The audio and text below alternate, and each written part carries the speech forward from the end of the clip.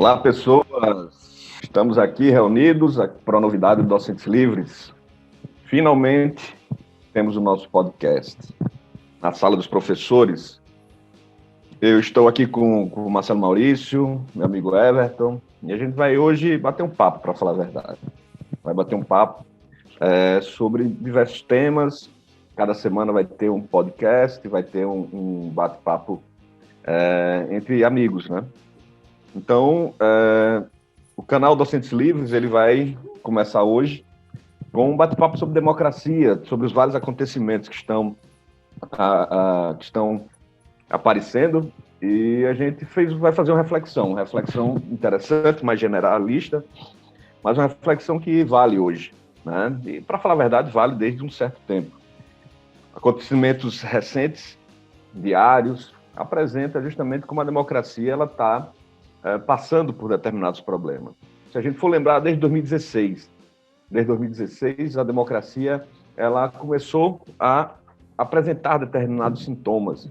E esses sintomas não foram tão levados a sérios, e hoje a gente está, né, com a democracia realmente abalada. Mas a pergunta é, a democracia está em crise?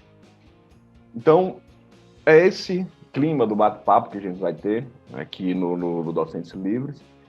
E eu queria escutar meu amigo Marcelo, meu amigo Everton, e mostrar aí a expectativa aí que a gente tem, né? Depois eu falo sobre isso também, mas a expectativa que a gente tem aí do podcast.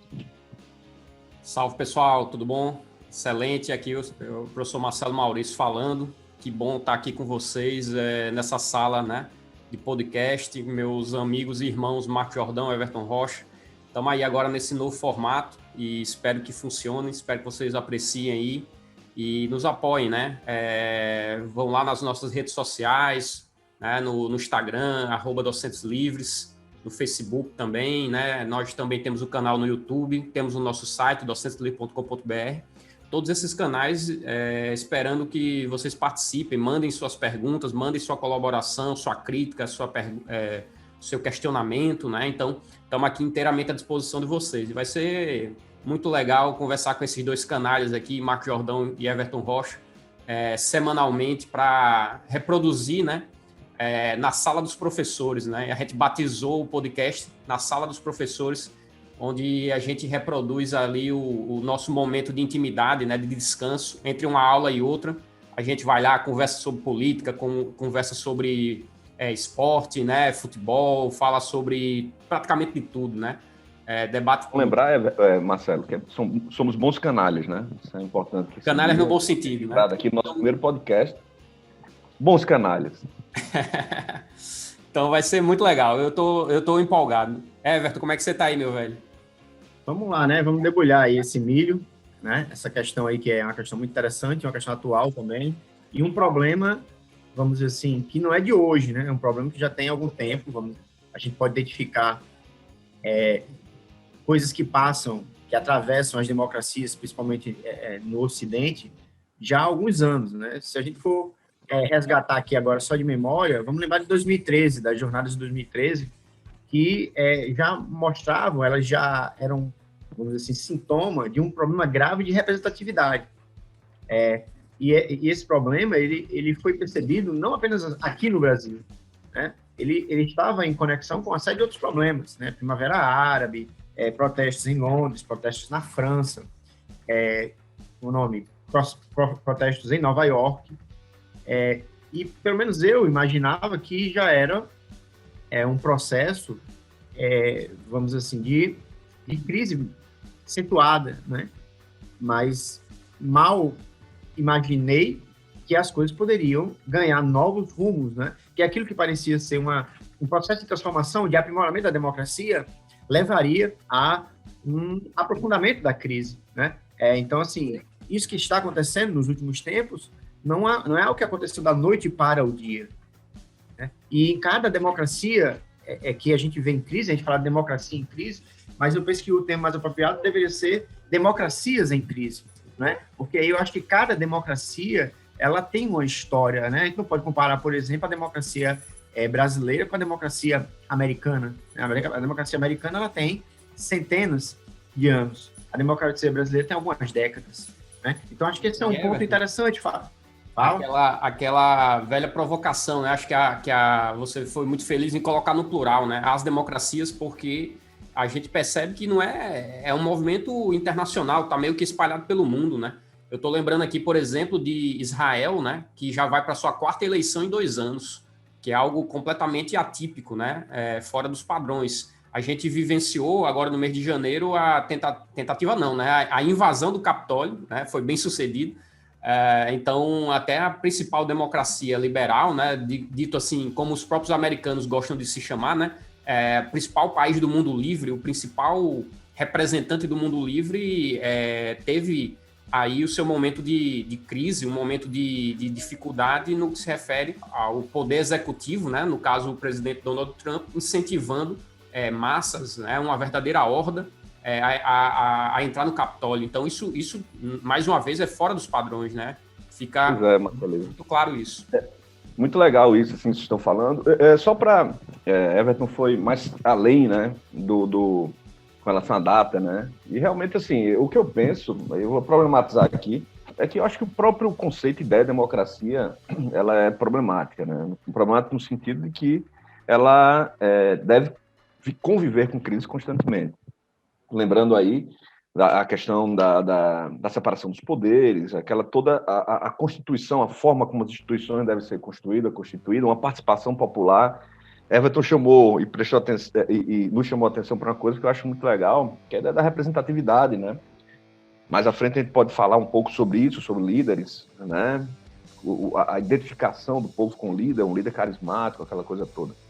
Mas isso aí deixa para outro podcast, já estou trazendo a ideia aqui. Então, vai devagar. Devagar, né? Já estou empolgado aqui.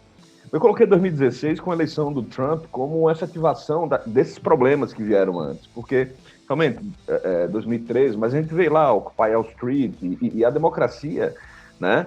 Se a gente for 11 de setembro, pós 11 de setembro, né? Que é uma data, para mim, muito importante, que eu acho que nós, no nosso bate-papos, assim, a gente fala até pouco, né? Relembra um pouco isso, de como ali, naquele momento, foi um momento, assim, de uma transição, porque a democracia ali, ela foi colocada em xeque de fato, né, pela instituição principal do poder executivo norte-americano, né, e a Constituição, ela foi suspensa, de certa maneira, né, o ato patriótico trouxe justamente quase que decretou o fim da democracia, da forma como nós entendemos hoje, né. Por que eu coloquei 2016, né, eu concordo com o Everton, não estou discordando dele, não, mas eu vejo 2016 como um símbolo, né, com a eleição do Trump, a gente não sabia, quer dizer, sabia o que viria, mas não da forma como veio, até certo ponto, teve a pandemia, aquela coisa toda. Mas ali a gente o sinal já estava amarelo, ali ficou o sinal vermelho, efetivamente, sobre a questão democrática, né? E aí é aquilo, né, que quando houve a eleição, a gente disse assim, e agora? O que é que nós vamos fazer? Né? Tanto é que houve vários debates sobre institucionalização, sobre qual é o limite do poder do presidente, muita gente clamando e conclamando, isso é muito, muito interessante, clamando e conclamando um líder, né, que representasse o povo diretamente e que ele tomaria as decisões. Então isso é totalmente democrático, né? É uma falácia muito forte, assim, o povo está no poder, logo a democracia, a vontade do povo deve prevalecer, né?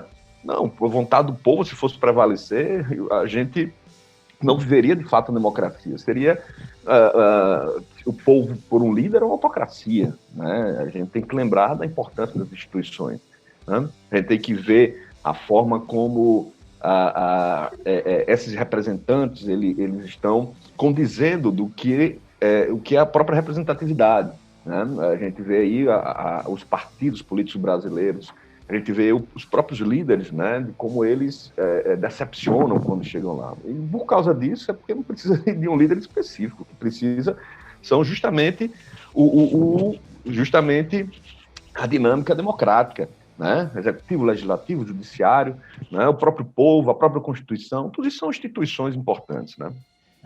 Cara, excelente. Vai lá, Everton, vai lá. Não, era só para ponderar o seguinte, né? Assim, duas coisas que eu acho que são Vocês estão educados demais, viu? Estão muito educados. Estão esperando eu falar, eu vou ficar tomando conta do podcast. Pro Bizek, né? Mas aí o que acontece? Tem duas coisas que eu acho que são interessantes serem mencionadas, assim. Uma, em relação à invasão do Capitólio, porque a gente teve aqui o Congresso também invadido em 2013. Né? Eu me lembro muito bem que bem lembrado. No dia seguinte à invasão, e foi assim, uma invasão até, né, tocaram fogo, né? Mas... Everton, sua observação, depois que você deixou de tomar café, sua memória tá boa, viu? Tô prestando atenção nisso, você tá com as memórias boas. Né? É o chá de hibisco com framboesa. É o chá de hibisco. Acho que é o chá de hibisco, que tá fazendo efeito dele. Então, e aí, assim, uma coisa que me chamou a atenção é que lá não morreu ninguém, né? Pelo menos que a gente sabe. E, assim, o que é legal de se perceber é que, no final das contas, no mesmo dia, no dia seguinte, os parlamentares já estavam falando de grandes reformas, de reformas estruturais, porque o gigante havia acordado, né? Só que, na realidade, eles viram depois que o gigante acabou voltando a dormir e seguiram no ritmo da política nacional, como sempre. Só que havia, por parte da população, setores que compreendiam que determinados anseios deveriam ser buscados, né? Anseios esses que antes eram percebidos, vamos dizer assim, como politicamente incorretos, né? Certas falas, certas manifestações, como, por exemplo, uma espécie de racismo superficial, né? Superficial não no racismo em si, mas superficial na sua manifestação, né? Um certo racismo velado, um certo machismo velado, né? Que é uma contraposição, com certeza, às pautas identitárias também da esquerda, né? Vamos dizer assim, que também capturaram, de certa forma, o discurso democrático nos últimos anos. Isso é ruim? Não estou dizendo se é ruim ou se é bom. Eu estou dizendo apenas que é um fato, né? A esquerda, em muitos lugares do mundo, ela, vamos dizer assim, começou a vocalizar com muita força essas questões, que são questões importantes, que são questões urgentes, né? Mas, de certa forma, também, uma certa parcela da população civil, ou melhor, determinados atores do jogo político, usaram essas pautas para criar uma polarização, para fazer o nós contra eles também, né? Porque eu acho que também houve aí, por parte de certos atores também de esquerda, um nós contra eles também, né? É possível perceber isso aqui no Brasil, foi possível perceber isso nos Estados Unidos, em outros lugares, né? Claro que isso está dentro do jogo democrático, né? Há uma pluralidade de posições e há... né, Everton? É importante se dizer que até o próprio questão política, ela é tensão, conflito, né? Não se faz política sem conflito, porque eu lembro, lendo Locke, né, me dando aula de Locke, eu leio algumas passagens dele, e um dos pontos assim, o direito, né, natural permite justamente de que haja uma terceira parte, né, precisa de uma terceira parte para justamente harmonizar os conflitos. Aí ele bota entre parênteses, né, que são altamente necessários, certo? Independente de você concordar ou não com Locke, né, mas você pega todos e qualquer questão política, desde lá do Aristóteles, você pode passar pelo marxismo, etc., indo para os liberais, mas enfim, o que é comum é que a política é o lugar justamente da tensão, né, desse momento em que eu discordo do professor Marcelo Maurício, Vossa Excelência que está aqui, Marceleza conhecido também, né? Eu discordo do Marcelo Maurício, é permitido que se discorde, mas esse discordar ele é fundamental para o desenvolvimento, porque a gente tem que tomar uma decisão, né? Nós, docentes livres aqui, pelos deuses, a gente não discute muito, mas de vez em quando entra lá a atenção e a gente tenta tomar uma decisão ou chegar a um consenso dentro dos nossos debates. Certo? Mas esse é o poder, essa é a função da política e a democracia permite. Agora, no caso, isso. Né? Mas no legal, caso, né? Vamos dizer assim, dessas questões que a gente estava falando agora, do racismo, do machismo, né? São questões que nessas democracias, eu concordo plenamente com você, principalmente sobre o aspecto de análise formal da democracia.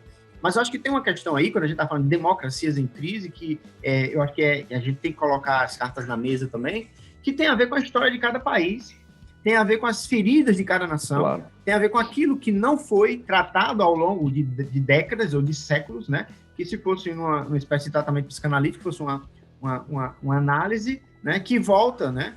Aquilo que é recalcado e volta sobre a forma do não dito, vamos dizer assim, né? Ou de um sintoma, ou de um ato. Então, o que a gente percebe é que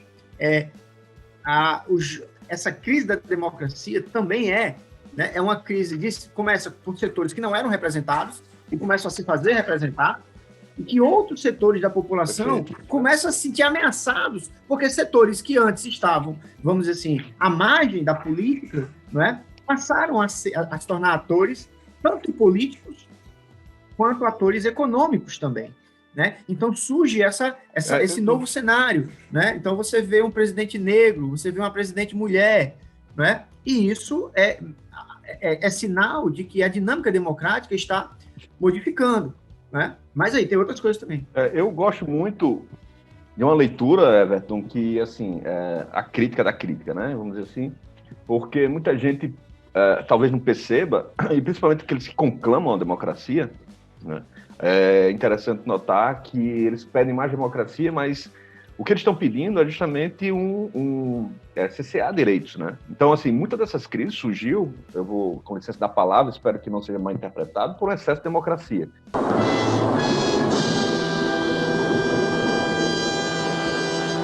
Né? Por essas palavras que você está falando, eu concordo muito com isso, e havia percebido isso há um certo tempo. Por quê? Porque começa a haver inclusão social, né? Em grande parte do mundo, isso aí. Basta olhar para a República de Weimar, né? Basta olhar para a Constituição de Weimar. É bom você lembrar, Marcelo, muito essas questões também, porque você acompanha outros pontos que a gente fica, às vezes, muito preso, Brasil, Estados Unidos, Brasil, Europa, né? A gente nem olha para os nossos vizinhos aqui. Você que é Não, eu estou escutando de América do Sul, América Latina, lembrando que é importante, pessoas que estão escutando, né? A gente... direitos humanos e América Latina, guardem essa ideia aí, porque vem coisas muito legais aí, tá certo? Mas, enfim, fechando esse parênteses, fala, Marcelo. Deixa de ser misterioso, rapaz, passa a informação completa, diga o que é, meu amigo. A gente tá montando, peça um segredo, a gente tá montando um grupo de estudos, América Latina, direitos humanos e América Latina. Não, o Jordão é muito misterioso, pô, fica aí com um segredinho. E aí a gente vai montar esse grupo, vai rolar, aguardem, né? Fazer que nem de Dimocó, aguardem e confiem, né? Então, não me lembro não, né? Essa aí é só para quem tem a referência dos Trapalhões, né? Esse povo dos anos 90, anos 80 aí que vai me entender.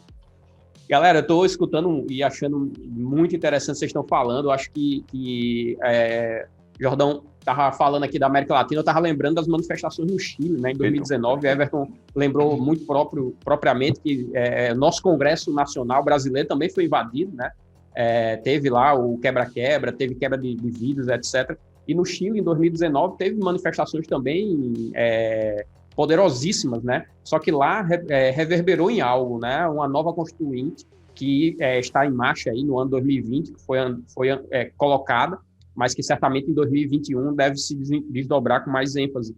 Então, é sempre bom olhar para cá também. Me chama muita atenção o que vocês falaram, eu lembrei de uma frase que eu não vou lembrar de quem foi que falou, mas é uma frase super nobre, célebre, né? A democracia é um caminho difícil, né? A democracia é um caminho difícil, então marca indelével da democracia exatamente a pluralidade, essa dialética, né? De você ter posições antagônicas que precisam chegar a um chão comum, a um denominador comum e ter uma tomada de decisão, né, uma tomada de decisão que nem seja totalmente voltada para um segmento da sociedade, mas que essa tomada de decisão busque abarcar o interesse que seja um interesse comum e não o interesse de alguém ou de um segmento Marcelo, da sociedade. Essa palavra mágica. Isso me lembra muito. Interesse comum, bem comum, maravilhoso, muito bem. Para ter um amigo inteligente, viu? Às vezes eu acerto, sabe, Jordão? Às vezes eu falo as coisas boas. Você que não deixou eu tomar café, gente. Vocês não sabem aí que está escutando. Quem não conhece o professor Everton era um exímio tomador de café, né? Ele tomava café 24 horas por dia, quase. Ele deu uma diminuída, ele deu uma melhorada até na face dele, deu uma melhorada na memória.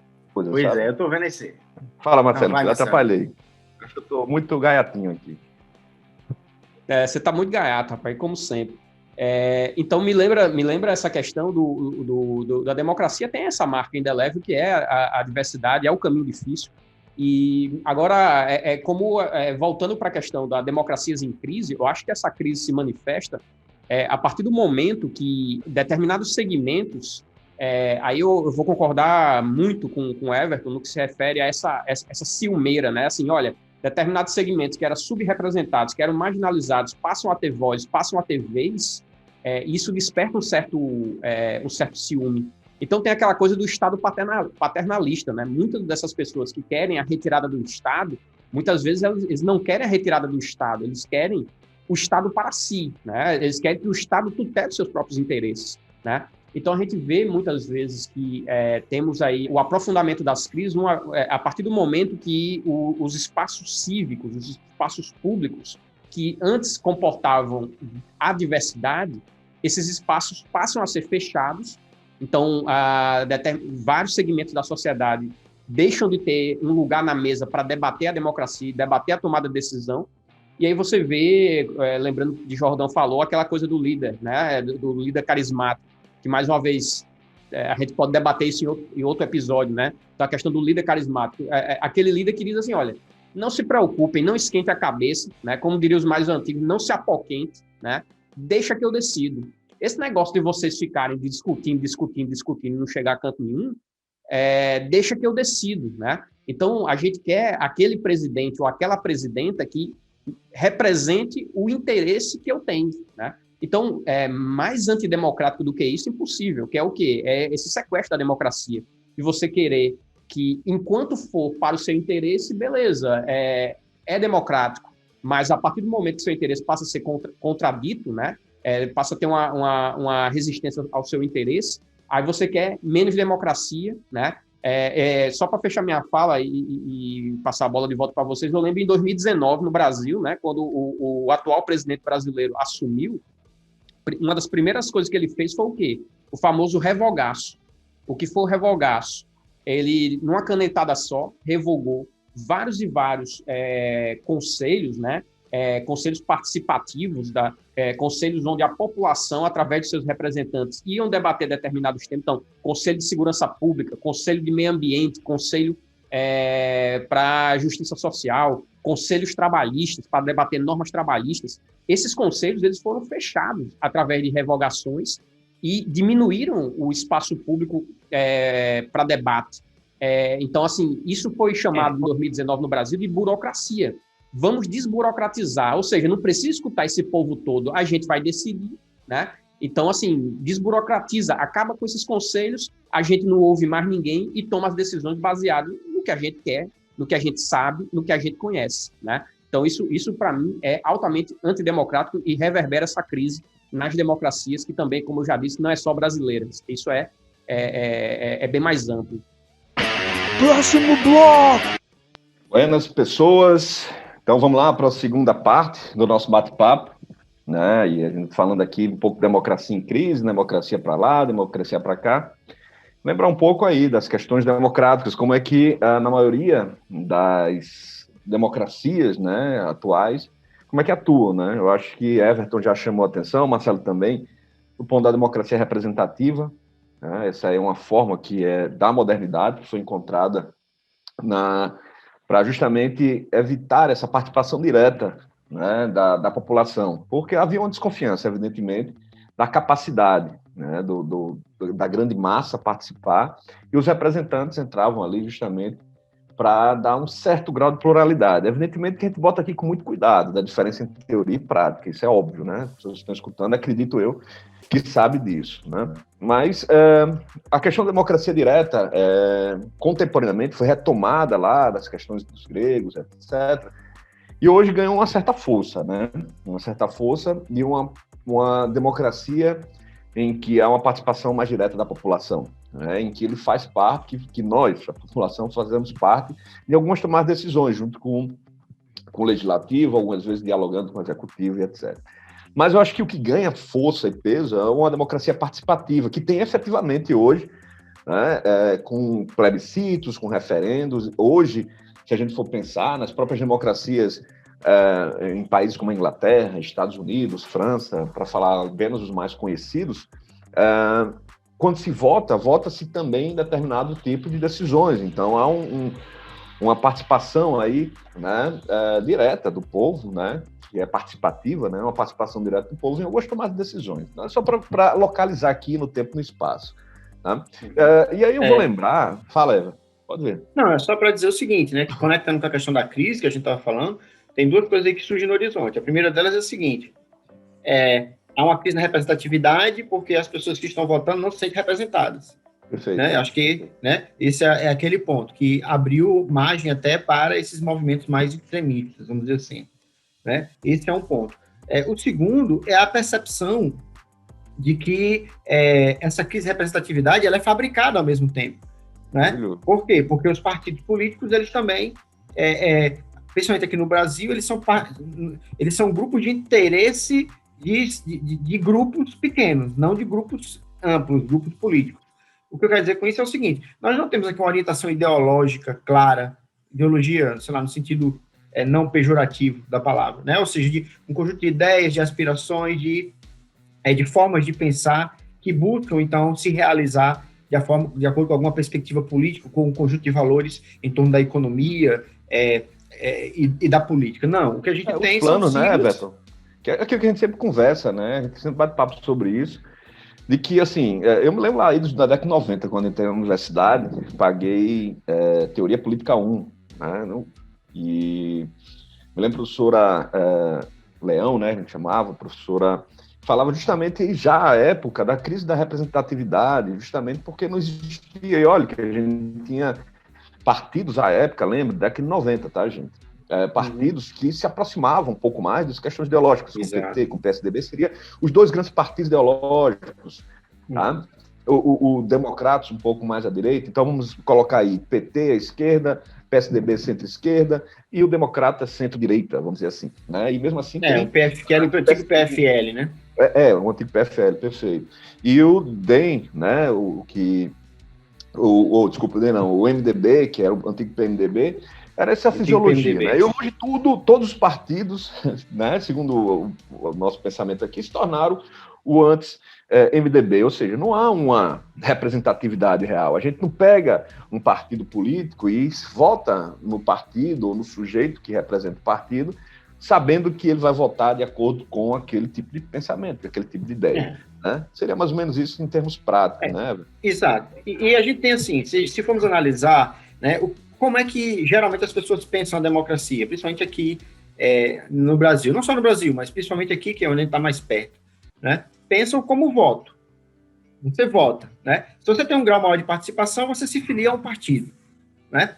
Agora, a questão que se coloca é que, até se a gente for lembrarmos agora dos debates, né, que acontecem nas eleições, dificilmente a gente vê um debate claro sobre temas, né? Geralmente, o que inunda o debate são escândalos de corrupção, a velha história da pauta de costumes, né, ser contra ou ser a favor, né? E é curioso porque, no final das contas, isso toma toda a energia política e deixa pouco espaço para o exercício de uma cidadania mais ampla, né? Não estou dizendo aqui que sou contra o debate de vários elementos da pauta, vamos dizer assim, de costumes, né?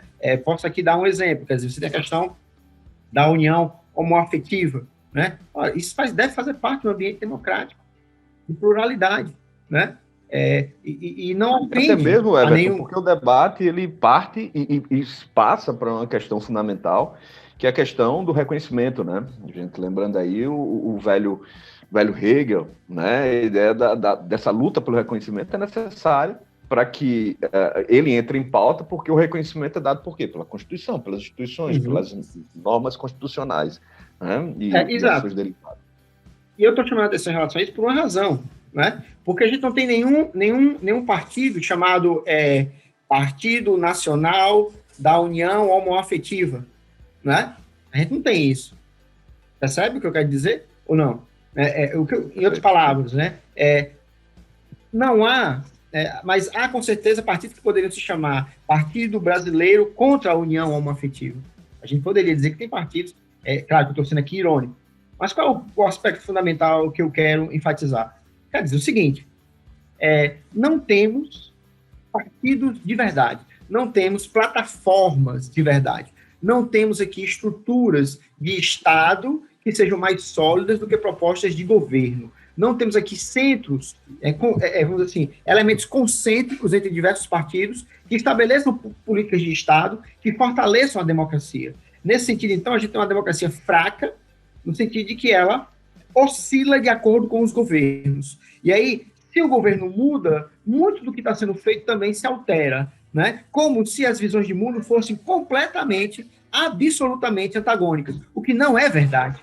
Tem vários problemas que poderiam ser resolvidos, independente de ser um partido de esquerda ou de direita, né? Já dizendo aqui, marcando meu posicionamento, dizendo que essa forma de pensar, ela está sofrendo severas críticas, né? Alguns até, como eu, defendem que essa lente ela perdeu o seu poder de observação da realidade. Não significa muito, hoje em dia, falar que determinado partido é de esquerda ou de direita, né? Apesar de muita gente dos partidos se indignar quando escuta isso, mas se você for ver, né, partidos que se dizem de esquerda votando pautas ou se atrelando a interesses de grupos conservadores, né, com o Marcelo é muito educado, ele querendo falar para você, aqui abrindo a boca, e ele é muito educado. Seja um educado, rapaz, entra aí.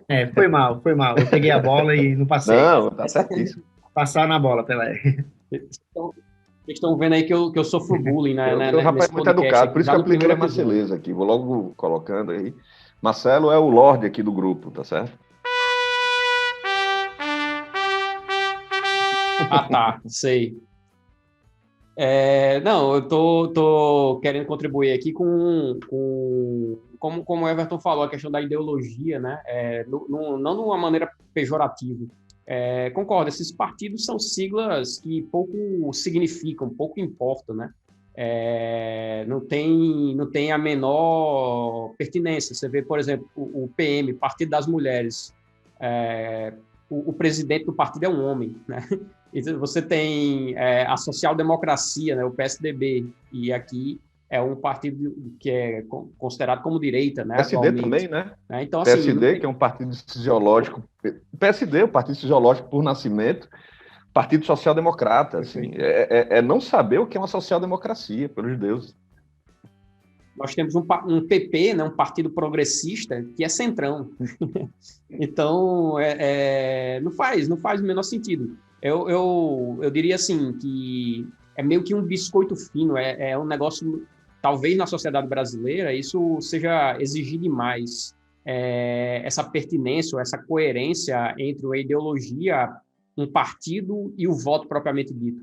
Eu percebo, especialmente aqui no nosso CEP, aqui, né, no Nordeste brasileiro, é muito marcado. É claro que eu não quero generalizar, dizer que todo mundo é assim, não é disso que eu estou falando, mas assim, é muito marcado é muito mais um voto com as entranhas, né? É muito mais um voto com aquilo que eu tenho verdadeiramente interesse. A questão do pragmatismo, né? Então, assim, é muito normal aquele pensamento, bom, já que é tudo igual, não tem diferença, eu vou votar naquele partido que o meu primo vai ter um emprego no gabinete do vereador tal, né?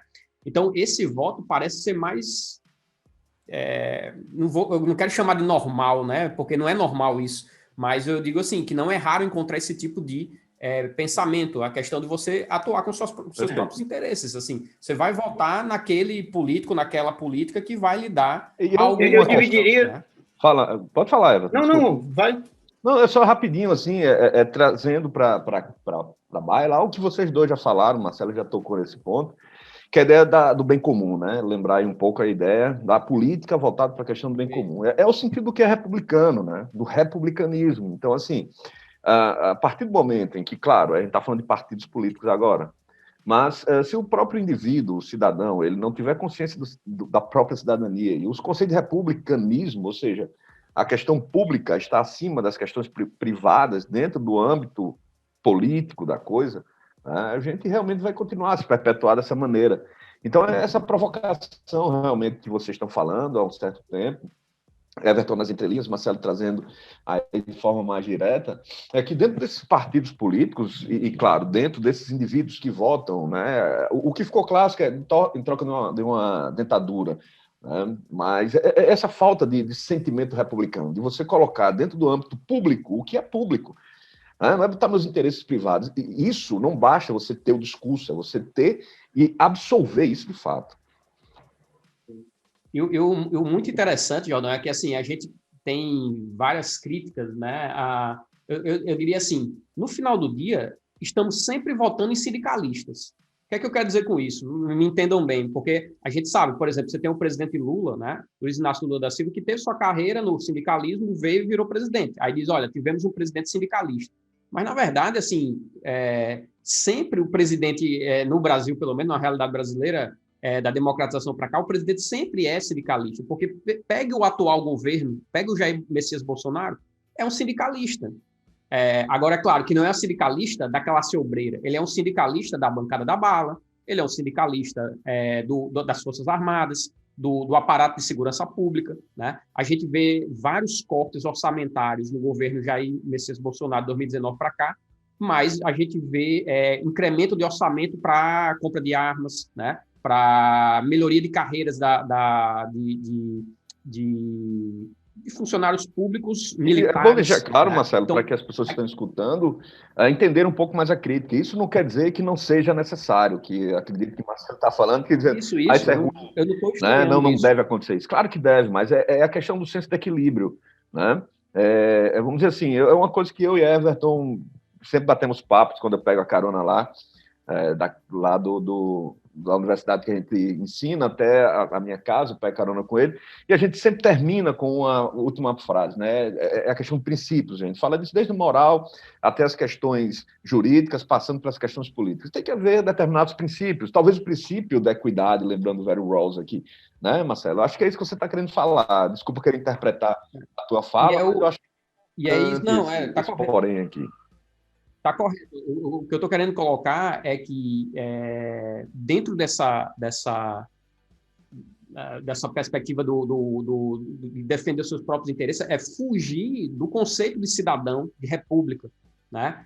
Você colocar o seu interesse particular, ou o interesse do segmento, ou da sua família, ou daquele grupo social mais perto de você, acima do interesse que seria um interesse comum, um interesse coletivo. Né? Então, o que eu estou me lembrando muito do José Saramago nessa hora, né?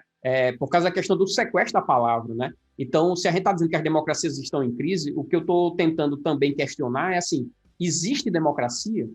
Né? Essa democracia está posta porque se não estamos vivendo uma democracia, não tem como ela estar em crise, né? Então, o jogo linguístico aqui que eu estou querendo fazer é que se faz parte do jogo democrático a perseguição do interesse comum e a participação popular na tomada de decisão, talvez isso não esteja acontecendo, né? Não só agora, mas em momentos históricos, como a gente relatou, 2016, 2014, 2000, então, esses movimentos populares que aconteceram aqui no Brasil, né? Então, desafiar essa palavra. A democracia não pode ser confundida apenas com o voto.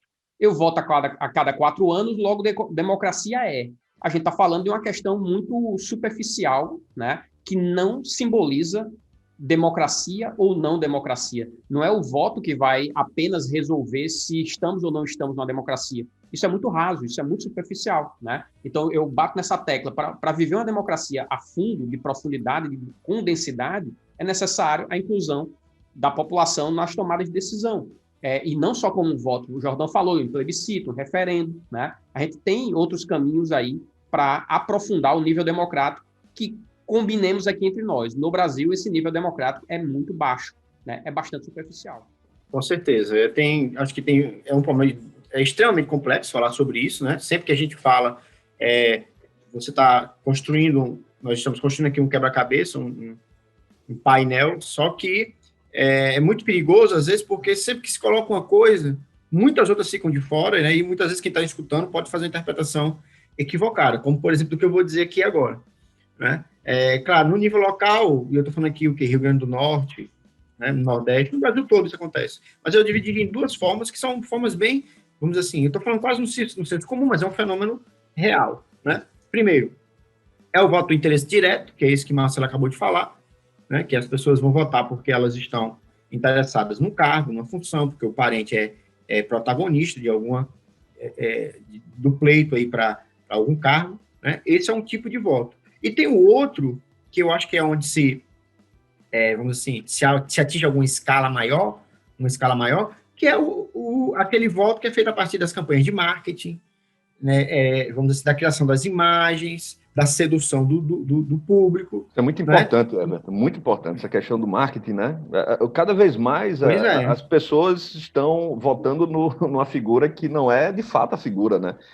E a questão da rede social, isso é mais mágico ainda do que na televisão, né?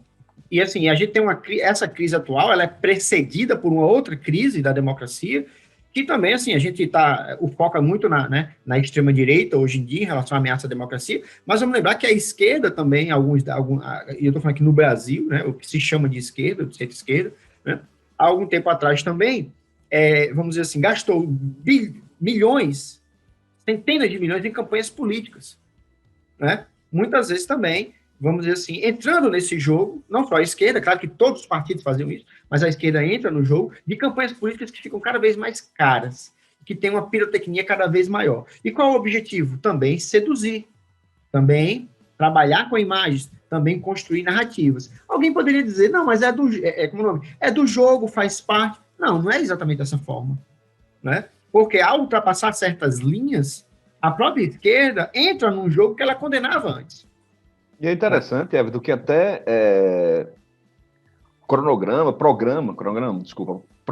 de governo era adaptado a um tipo de marketing, né? Tipo, eu tenho que fazer uma reforma. Não, mas não faça reforma porque as eleições estão próximas. Se você fizer essa reforma, você irá perder votos. Sua imagem irá ser arranhada. Pois é. E assim, o que eu quero dizer, por exemplo, tomando como alguns casos, eu não quero dizer que o presidente eleito, por exemplo, ainda que ele seja um representante ligado a sindicatos, que ele não deva conversar com banqueiros, que ele não deva conversar com empresários. Claro que ele deve. É óbvio que ele deve, a não ser que se queira uma revolução, que aí também é uma coisa antidemocrática. Né? Vai para uma antidemocracia também. E eu acho que não era a proposta desses partidos. Era assumir o poder. Ao assumir o poder, dialogar. Mas o que foi que aconteceu? De certa forma, né? A gente também é possível ver que esse desgaste da democracia, então, ele encerra alguns paradoxos, né? Que um deles é o seguinte, né? Como governar democraticamente num país que tem uma série de grupos e todos eles querem realizar justamente aquilo que a gente estava debatendo antes, seus próprios interesses, e estão, alguns deles, dispostos a sacrificar a própria democracia em prol dos seus interesses, né? Eu acho que esse é o ponto fundamental. Claro que eu vejo muito mais essa ameaça na extrema-direita, mas essa ameaça também, ela está presente também na esquerda, né? Porque é uma tentação do poder, né? É uma tentação do poder. E eu acho que, né, não convém demonizar a direita e santificar a esquerda, nem demonizar a esquerda e santificar a direita. Aqui nós somos ingênuos, né? A gente não está aqui a serviço de nenhum grupo, de nenhum poder, pelo contrário, a gente está aqui fazendo uma crítica ponderada. Eu acho que quem está nos escutando, quando eu digo ponderado, não quer dizer que somos mornos, que somos isentões, mas ponderado no sentido de que pesamos os argumentos, no sentido de que calculamos, né? Calculamos os fatos e as interpretações dos fatos.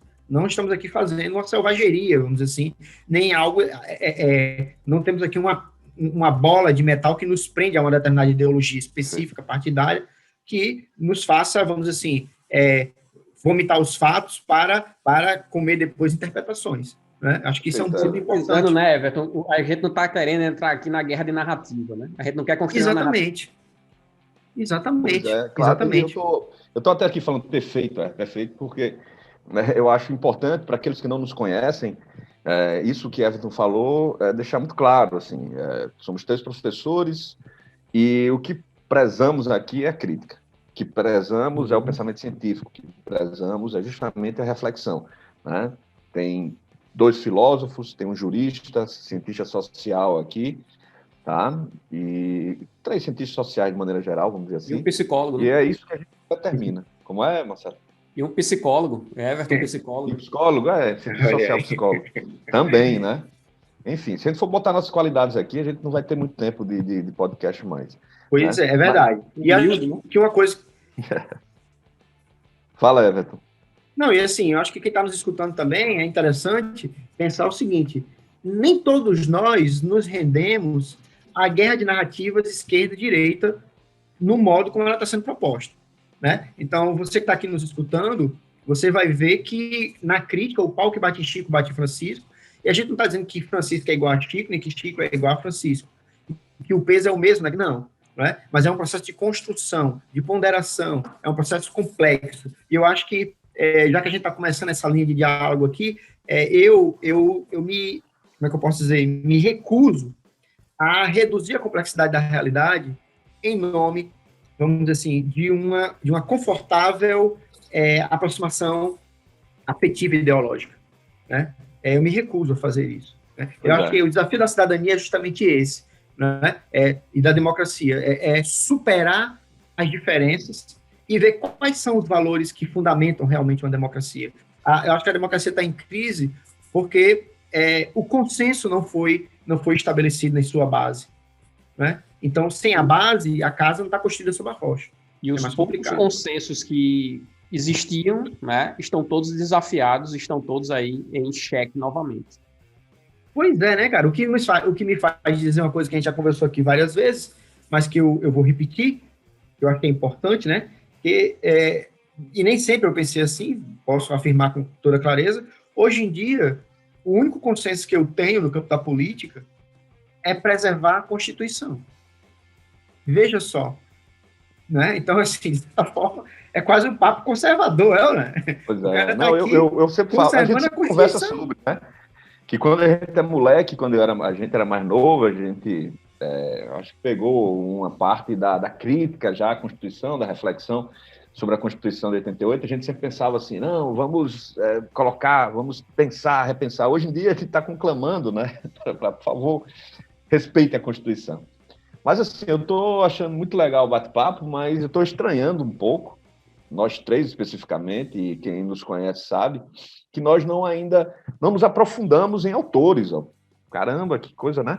Então, assim, eu proponho, amigos, que no próximo bloco a gente possa conversar um pouco, assim, o que a gente pode ler, o que a gente já leu, e a gente pode dizer aí para os colegas e as colegas ouvintes, né, sobre o que pode se pensar sobre democracia, autores, livros, filmes, séries e etc.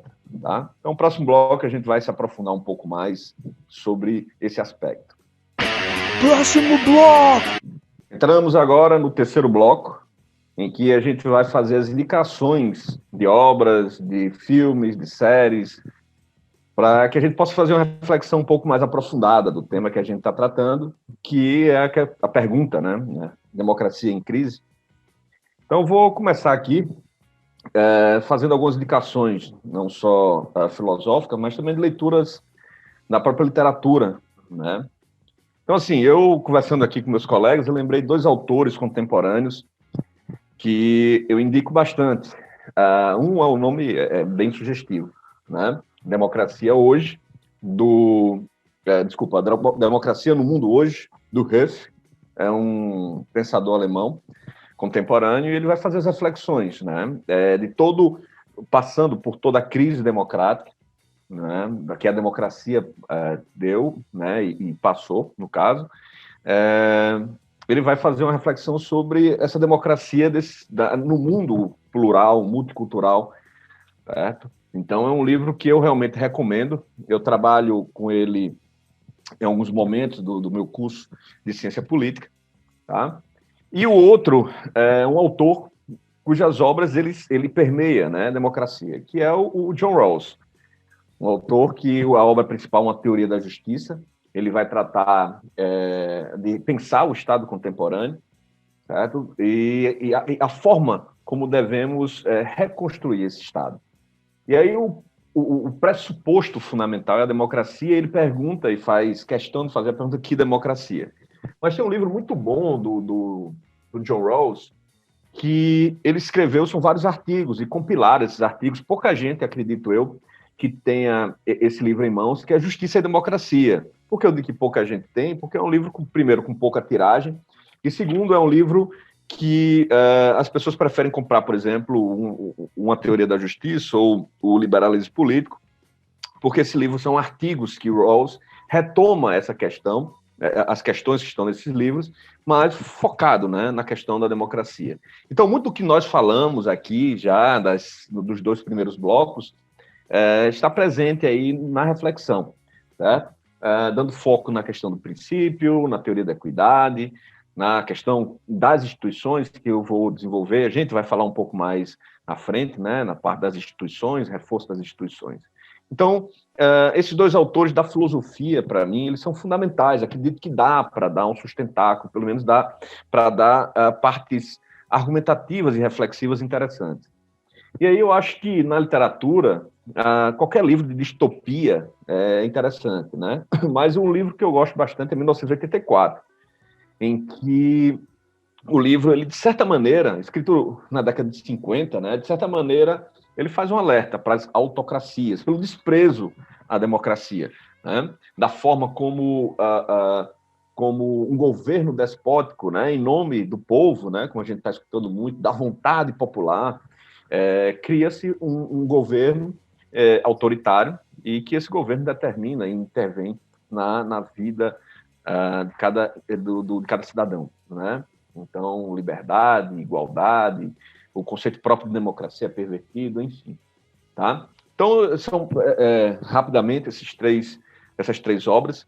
E aí, Everton, o que é que tu recomenda, o que você leu recente, ou outrora, né? Há muito tempo atrás, quando você entrou lá na universidade, nos vídeos da década de 90, tá lá, certo? O que é que você recomenda aí, na tua percepção, o que é bom para a democracia, né? Eu vou falar de uma coisa, tanto que a obviedade da obviedade, mas eu acho que mesmo sendo óbvio, ele é atual, né? Ele é importante. Então, o que acontece? Eu vou falar de uma obra, Jordão, que é uma obra que se transformou no senso comum nos últimos tempos, né? Em algo, vamos dizer assim, que está presente em muitos discursos, muita gente associa a questão da esquerda, né? De um pensamento, vamos dizer assim, mais à esquerda, mas eu acho que essa classificação é completamente equivocada, né? E é como as democracias morrem, né? Mas como é que eu poderia dizer? Já está batido, que todo mundo fala. É verdade. Mas a minha pergunta é, será que todo mundo leu? Né? Eu acho que essa é a questão, né? Fundamental. É a leitura do livro. Perfeito. E por que eu vou focar, né? Eu vou focar nisso? Porque eu chamaria a atenção, mesmo para as pessoas que têm o livro, que leiam e percebam, vamos dizer assim, a estrutura de análise do livro, né? Como ele faz uma perspectiva... Eu tenho certeza que quem leu o livro percebeu que é um estudo científico. Não é uma questão de opinião, não é uma questão de ideologia, é uma análise realmente da democracia americana, de suas estruturas, né? E eu acho que uma coisa que fica muito bacana no livro, que ele deixa claro, é que essas crises da democracia fazem parte da democracia, desde o começo, né? Então ele vai falar lá do Roosevelt, vai falar de outros presidentes anteriores, né, que, vamos dizer assim, em algum momento eles também flertaram com a possibilidade de ampliação dos seus poderes, né? Ele vem também trazendo, desde a década de 70, o acirramento dos discursos, a polarização crescente também dentro da democracia americana.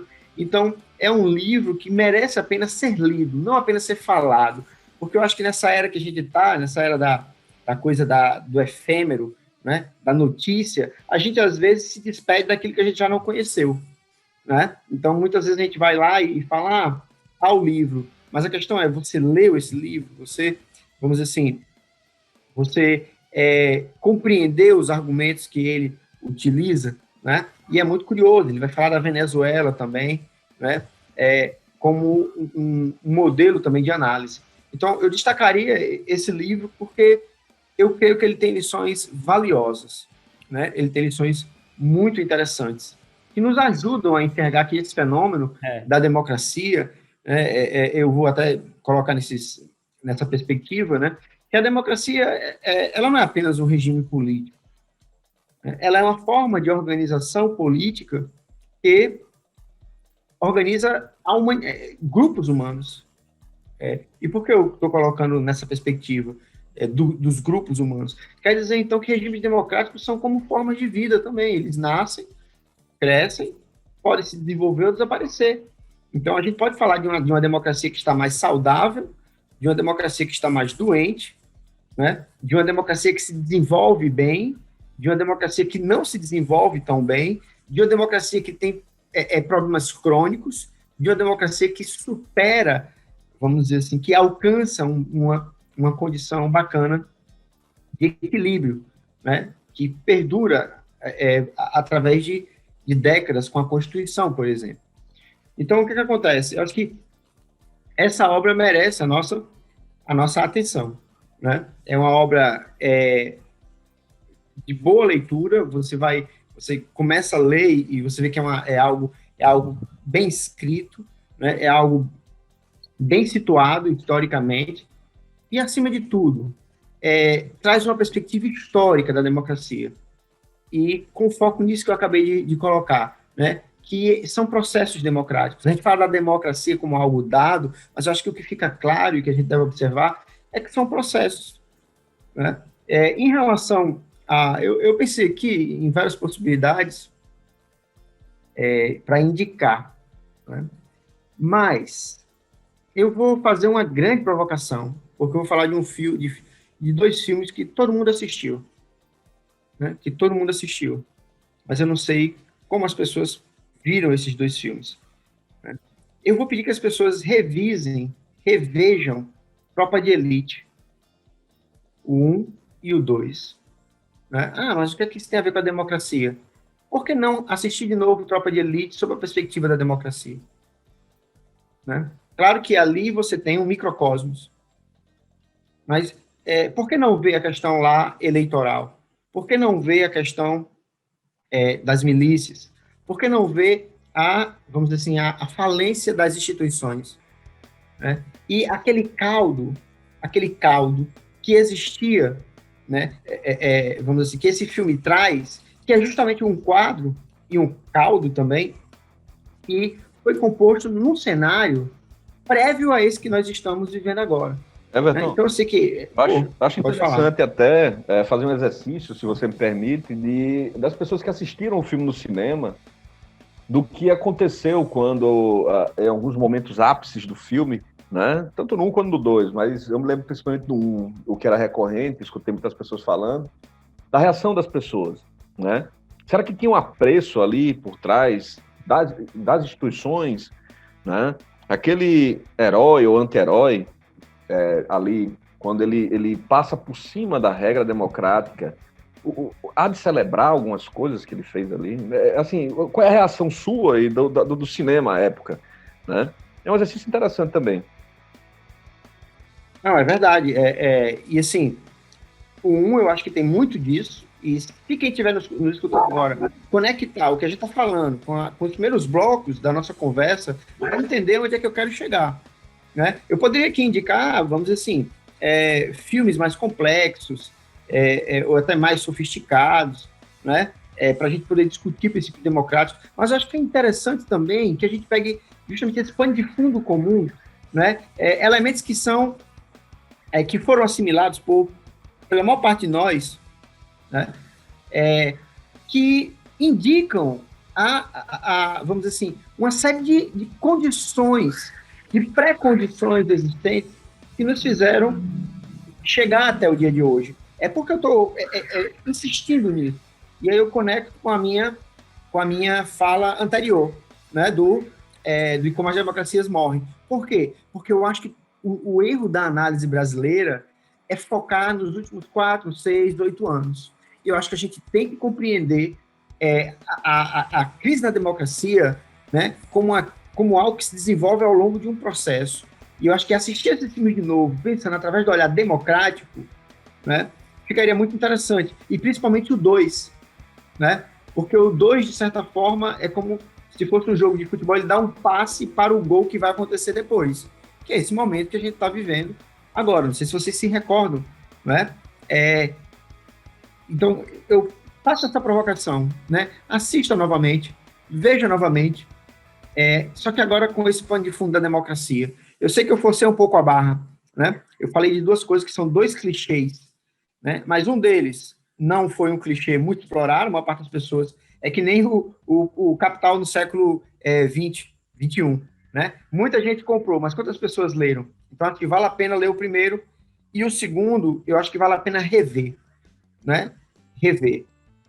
Só lembrando que esse filme, ele faz parte de um cenário que tem a ver com aquelas manifestações também de 2013, a ideia da corrupção por todos os lados, né? A ideia de que é necessário, muitas vezes em nome de uma certa noção de justiça, atropelar instituições, fazer justiça com as próprias mãos, e é o mote de muita gente em relação ao que pensa ser uma vida em sociedade, né? Então, muita gente bebeu daquele espírito ali. Eu acho que é uma coisa que sintetizou uma espécie de posição social que estava difusa, e eu acho que obras como essa reuniram. E uma última coisa, né, que, na minha visão, eu acho que é um dos filmes mais mal interpretados da história do cinema brasileiro, né? É impressionante, assim, o diretor depois teve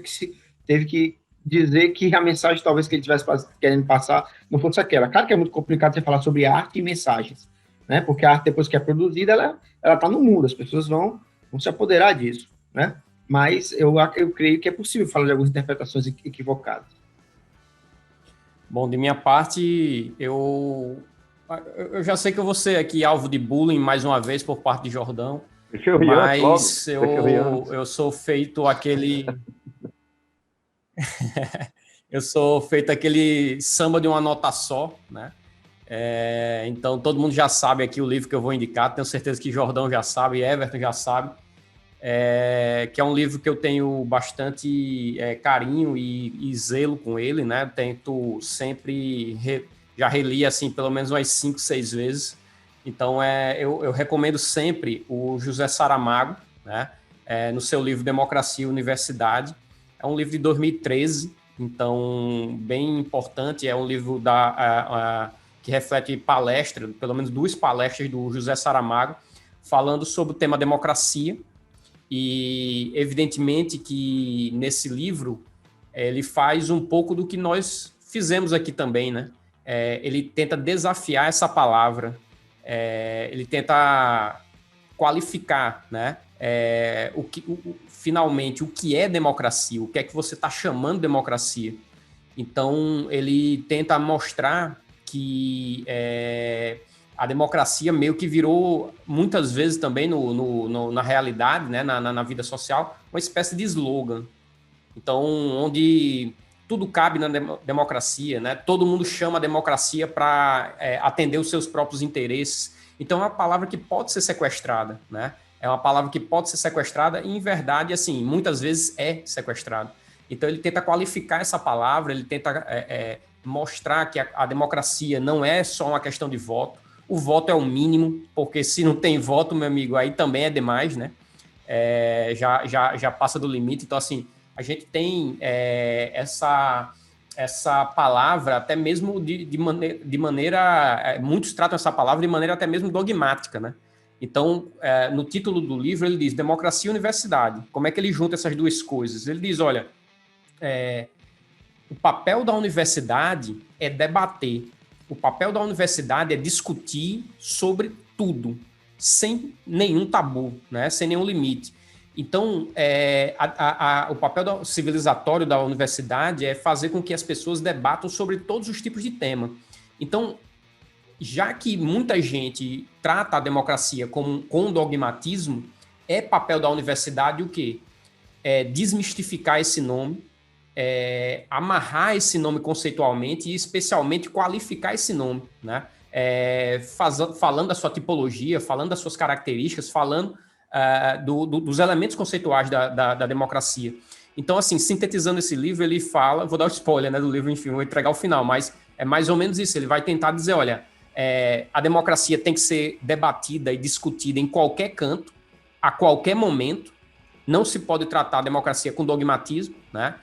Mas a universidade é um dos melhores cantos para se debater democracia, né? Uhum. Dentro dos muros da universidade é que a democracia tem que ser discutida, tem que ser debatida e tem que ser levado a sua última consequência, né? Então, é um livro que eu aprecio bastante e faz parte dessa bandeira da educação, tanto que nos é cara aqui, né? A nós três aqui, a educação é muito importante.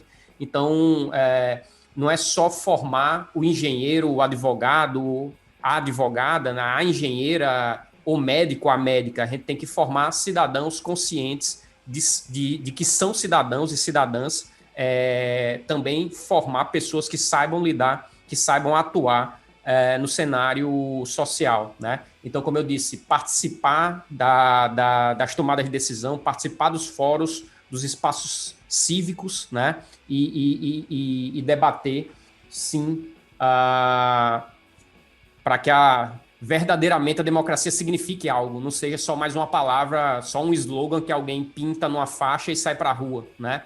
De maneira sem saber o que está fazendo direito ali. Então, acho esse livro essencial, né? Essencial. Bom, aí para ir para a parte cultural, acho que a gente aqui tem... já tivemos aí belas recomendações, eu não vou demorar tanto, eu acho que eu vou dar um conselho, já que acho que foi no primeiro, não lembro se foi no primeiro ou no segundo bloco, a gente falou um pouco sobre a questão do marketing, né? Nas eleições, que o marketing, você tem aí uma verdadeira parafernália, uma pirotecnia de marketing para que as pessoas comprem os projetos políticos, para que as pessoas votem em determinados candidatos. Bom, eu me lembro muito bem, né, de um documentário que sei que Jordão também gosta muito, de um documentarista chamado Lúcio de Castro, né? Então, eu deixo recomendado aqui um documentário do Lúcio de Castro que é Memórias do Chumbo, né? O futebol nos tempos do Condor. Né? Então, maravilhoso, cara. Maravilhoso. Ótima lembrança. Esse documentário é ouro, ele vale muito. Para a gente que gosta de relações internacionais, infelizmente, né, um dos marcos da integração latino-americana é a Operação Condor, que é uma operação sinistra, né? Sinistra mesmo, assim, estapafúrdia no sentido de as ditaduras militares latino-americanas, especialmente a chilena, a argentina, a uruguaia e a brasileira, resolveram integrar-se, né, e trocar prisioneiro, perseguidos, separar famílias. Então, uma operação que é nefasta para a história da América Latina, né, e que esses regimes autoritários, esses regimes militares, essas ditaduras militares na América Latina usaram as seleções de futebol dos seus respectivos países, né, como máquina de propaganda, né? Então, máquina de propaganda. Aí, e fica muito claro, a seleção brasileira de 1970, a seleção argentina de 82 e depois seria um de ótimo 86. Podcast, né? Eu acho que a gente poderia se arriscar por aí, cara. Pô, bicho. Mais uma ideia. Já fica mais uma ideia aí, né? Eu acho que é isso. Acho que tem total pertinência, cara. Acho que é um documentário muito... É triste, é funesto, como eu falei, é sinistro, mas é importante para nosso senso histórico. Então, entender esse processo de integração das ditaduras militares na América do Sul e usando o futebol como máquina de propaganda, né? Como perpetuação dos regimes no poder. Isso realmente fica muito evidente dentro do documentário Memórias do Chumbo, né? E todos os louros aqui para o excelente Lúcio de Castro, que fez um trabalho brilhante. É isso, acho que até que outro, Os Rebeldes do Futebol também é muito boa, né? Já que a gente está falando de futebol e propaganda, eu me lembro da história do Carlos Caselli, né? O Caselli, ele foi aquele jogador chileno que deixou de apertar a mão do Pinochet durante um jogo, né, da seleção chilena, e a vida dele virou um inferno, literalmente. A família dele pagou um preço muito alto, inclusive a mãe dele pagou um preço muito alto. Quem quiser depois ver, essa história é horrível, né? E simplesmente eu lembro isso porque a gente estava vivendo algo bem estranho também, né? Foi coerente, né? Eu sei que pagou pela sua coerência, mas complicado. Pagou pela coerência. Maravilhoso. Então maravilhoso, é isso. Minhas recomendações são essas. Poderia ser melhor. Então, eu acho que a gente chega agora no momento importante, né? Antes de entrar no momento importante, esse livro é tão bom, que Marcelo gosta tanto desse livro, que presenteou os seus grandes amigos com um exemplar para cada um dos amigos. Então, eu tive sorte de fazer parte desse métier E tem um livro aqui que recomendo também bastante, tá? Mas agora, parte importante. Agora, estamos chegando ao final do nosso podcast. E temos um momento que é uma piada interna, agora vai virar uma piada mais externa. No momento específico, a gente explica o que isso significa. Mas é um momento... depois a gente conta essa história, né, Marcelo? Que é o momento só a filosofia salva. Finalmente consegui. Finalmente consegui chegar aqui. O sábio. Grande sábio. Por favor, me dê uma iluminação. Eu vim de longe até aqui. Me diga uma palavra de sabedoria, de conforto. Só a filosofia salva. Né? Então, eu estendo isso para a ciência também, né? Então, assim, só ciência, só o pensamento crítico, só filosofia, isso é importante. Eu acho que esse podcast, a gente já falou isso uma vez, e não vou me empolgar falando disso, né? Eu acho que os três já deram um recado, mas é fundamental isso, sabe? Eu sei que muita gente boa está fazendo, eu acho que a gente tem a obrigação de trazer esse ponto, né?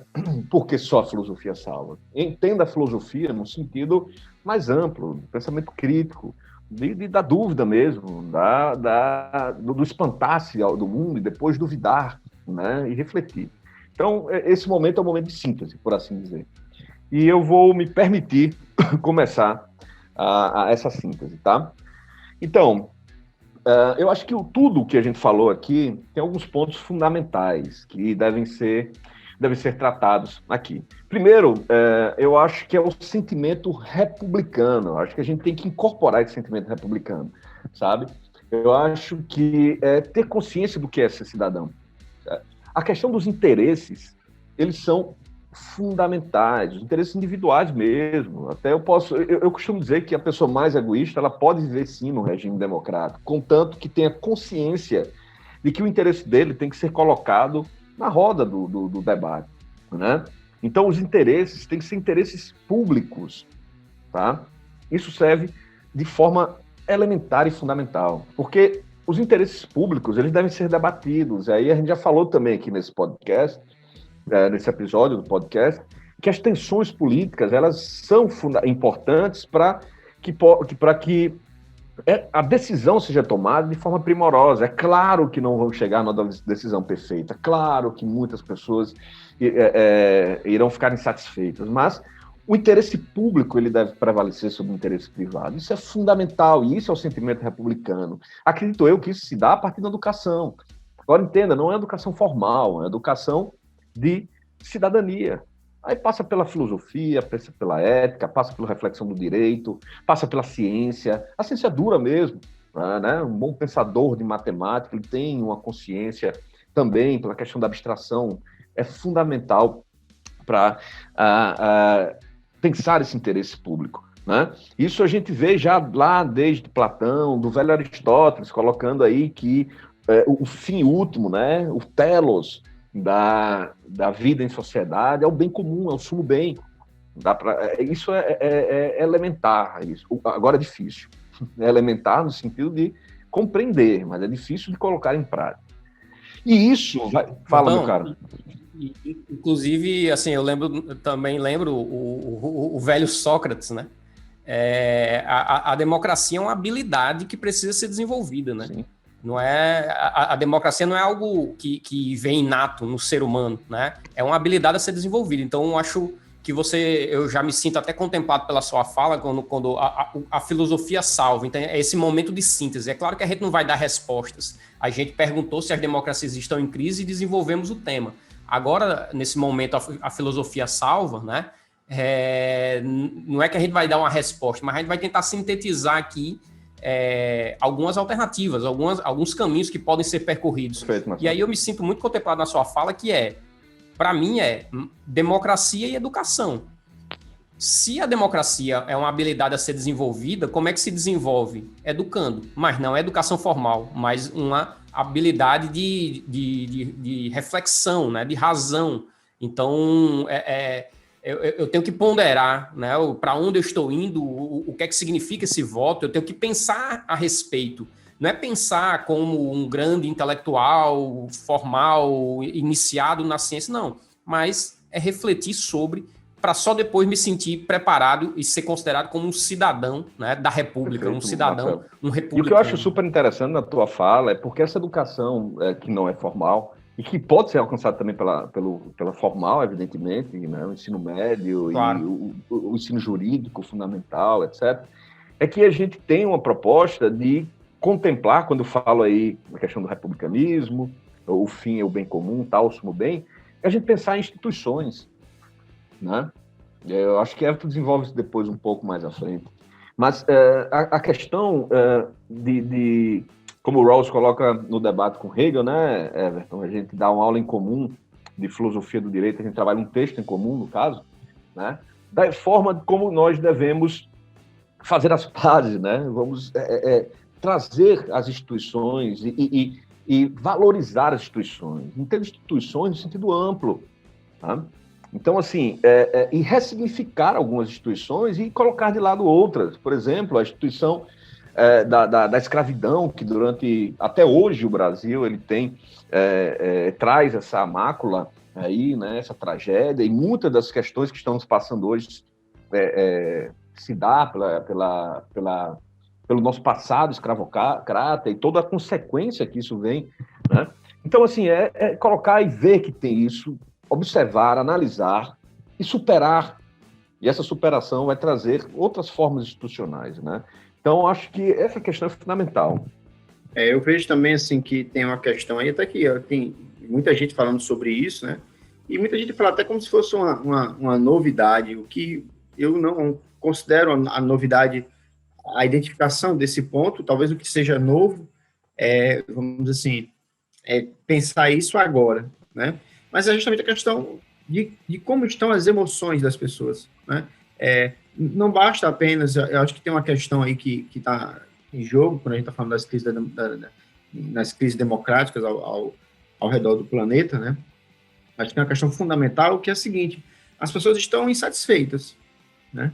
Elas estão infelizes, né? Nós sabemos, eu digo nós três sabemos, e eu creio que quem está nos escutando também, que quando um país ele vive em crises econômicas sucessivas, essas crises elas tendem a abalar os alicerces da democracia, né?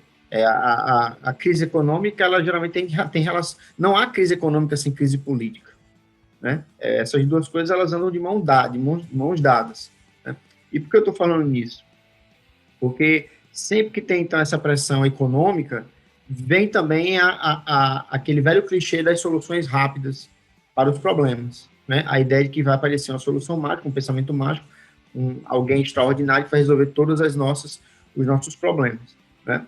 E aí, onde é que eu quero chegar com essa questão das paixões? As pessoas não estão tendo diante delas, ou não foram educadas, não foram treinadas, elas não reconhecem os caminhos institucionais que poderiam levar à solução dos seus problemas. O que eu quero dizer com isso? Quero dizer o seguinte: os afetos, as pessoas vomitam nos Facebook da vida, como é que eu posso dizer? No WhatsApp, né? Mas para onde vai essa energia? Essa energia de protesto, de insatisfação? Ela poderia ser canalizada para um debate público sobre um tema. Ela poderia ser canalizada, vamos dizer assim, para a fiscalização dos agentes públicos. Ela poderia ser canalizada para uma atenção maior com o orçamento. Ela poderia ser canalizada, vamos dizer assim, para exame de soluções. Mas, infelizmente, não estamos sendo treinados. A nossa inteligência democrática, vou criar esse termo aqui agora, né? Nunca nem passou pela minha cabeça, falando aqui agora, choveu aqui no meu juízo, que talvez haja uma inteligência política democrática. Haja formas mais e menos inteligentes de se fazer uma democracia, enquanto povo. Escolhas, né? As instituições, elas nos ajudam. O problema é que nós temos instituições no Brasil que estão adoecidas. Temos um judiciário adoecido, temos um legislativo adoecido, né? Hoje mesmo eu estava pensando numa coisa que, assim, eu nunca tinha dado foco, porque às vezes a questão do executivo não chama tanta atenção, que a gente acaba desviando, né? Mas, assim, meus amigos, vamos pensar também o que é que o legislativo brasileiro fez nos últimos meses pela pandemia. Isso foi o auxílio emergencial, que realmente tem que dar o reconhecimento ao legislativo, Mas o que mais foi feito?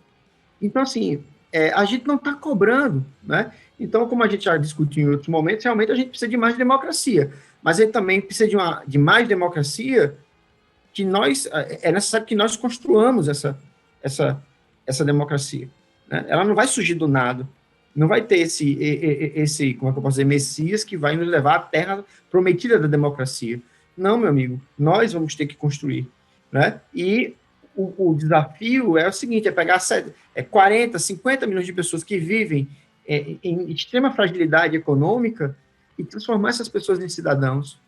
Né? É pegar uma classe média que está sendo idiotizada, vamos dizer assim, né?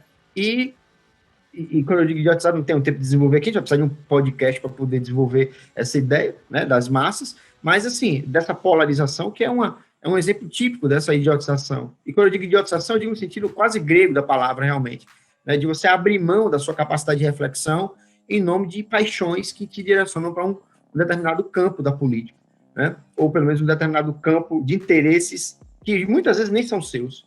Né? Então, acho que esse é um ponto interessante de se pensar. Eu teria mais a desenvolver, mas realmente eu acho que senão a gente vai fazer 2 podcasts em um. Vou encerrar, então, com essa questão. O desafio da democracia é construí-la. Cada geração ela tem esse papel de construí-la. O problema é que a gente está regredindo em termos institucionais. E regredir em termos institucionais significa regredir em termos democráticos, né? Necessariamente, que as instituições são organizações vivas. Né? Acho que eu encerraria minha participação aqui dizendo, assim, coisa que eu até já disse, assim, a democracia é um caminho difícil, né? E a democracia exige uma perpétua vigilância. Então, não tem nada garantido, né? Então, acho que a solução para essas crises é mais democracia, aumento do espaço cívico, a ocupação desses espaços cívicos pelos cidadãos e cidadãs. Acho que, mais uma vez, é uma questão de cidadania, né?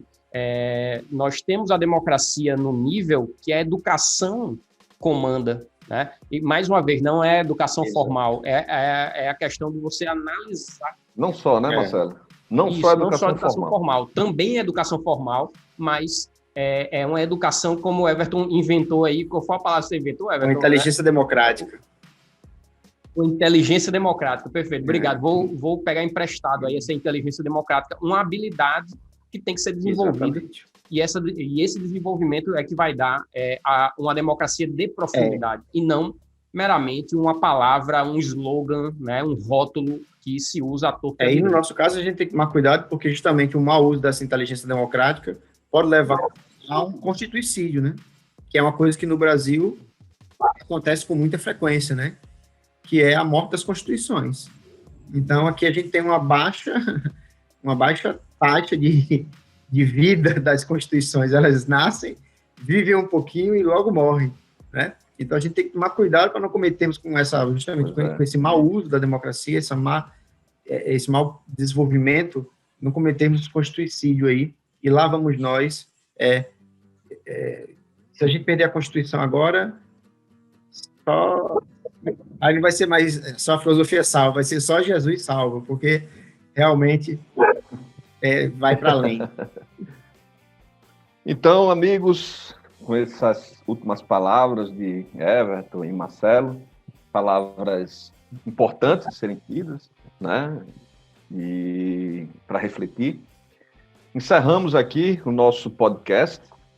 Peço a vocês que nos sigam no Instagram, que olhem lá no nosso YouTube, vai ter algumas novidades de vídeos, né? Vão ter alguns cursos fundamentais. Lembrar que a gente tem, dentro do projeto, um grupo de pesquisa, estamos formando um grupo de pesquisa em direitos humanos e América Latina, e que olhem lá no nosso site, né, docenteslivres.com.br, e está tudo lá explicadinho, bonitinho, tá? Queria agradecer aí a edição do Hugo e do Anderson, tá? Estão dando aí uma força para a gente. Nós três temos inteligências de abstrações, de reflexões, né? Mas quando vai na parte prática, a gente sempre apanha bastante. E dito isso, eu peço desculpa a vocês, qualquer falha que a gente está aprendendo aqui a mexer nessa questão dessa tecnologia nova. Nós não somos tão velhos assim, não. Só Everton. Quem não nos conhece, só Everton. Everton é o idoso aqui, mas que nós somos ignorantes nesse sentido mesmo, tá? Então, pessoas, espero que vocês tenham gostado do que falamos aqui. Se não gostaram também, por favor, entre lá no nosso site, entre lá no nosso Instagram, tá? Falem e dêem um retorno para a gente, sugiram temas. Lembrando que aqui a gente vai diversificar bastante os temas, tá? A gente vai falar muito de política, geopolítica, de direito, de filosofia, mas vamos falar de filme, vamos falar de literatura, vamos falar de cultura, enfim. A gente nós vamos tratar de temas diversificados, tá? Então é isso. Um abraço, meu amigo Marcelo Maurício, Vossa Marceleza. Abraço aí para o meu irmão Everton Rocha. E nos veremos. E até a próxima, pessoal. Obrigado.